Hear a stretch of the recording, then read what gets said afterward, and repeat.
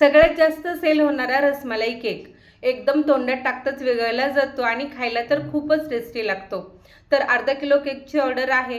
6 इंचीचा टीनमध्ये cake bake करून घेतला। थंड झाल्यानंतर 3 लेयर करून घेतल्या। केक बोर्डवर पहिली लेयर ठेवली आणि रसमलाई दुधाने छान सोक करून घेतलं। अर्धा किलो केकसाठी 1 पाव रसमलाई मी इथं वापरते। केकला छान सोक केल्यानंतर क्रीम लावून घेतली। नंतर रसमलाईचे पीसेस बघा 2 ते 3 चमचे इथे घातले। ड्रायफ्रूट सुद्धा मी इथं वापरते, त्यामुळे केक खाताना खूप छान लागतात।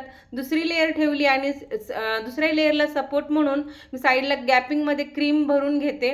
अशी क्रीम भरून घेतली। नंतर तिसरी लेयर ठेवली। अशा प्रकारे केक सोकिंग केला आणि क्रीम तिन्ही लेयर्स छान ठेवून आपला केक क्रमकोट करून घेतला।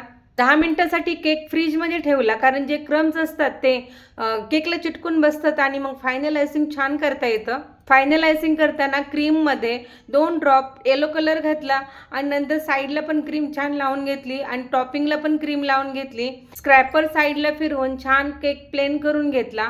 केकच्या वरच्या भागाला सुद्धा पॅलेट नाईफने शार्प एजेस दिल्या आणि केक छान प्लेन स्मूथ करून घेतला।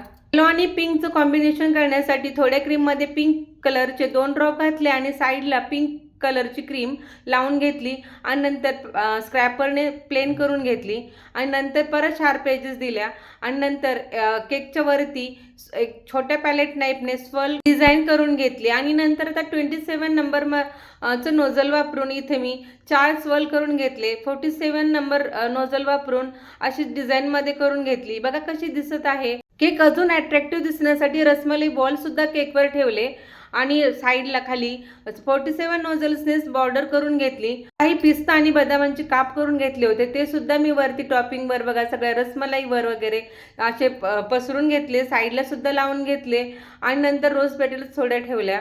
बघा दिसतोय ना रसमलाई केक अट्रॅक्टिव्ह। तुम्हाला कसा वाटला ते मला कमेंटमध्ये नक्की सांगा। रेसिपी आवडली असेल तर लाईक करा आणि आपल्या चॅनलला सबस्क्राईब नक्की करा। परत भेटूया अशाच मस्त रेसिपीजमध्ये। तोपर्यंत बाय बाय।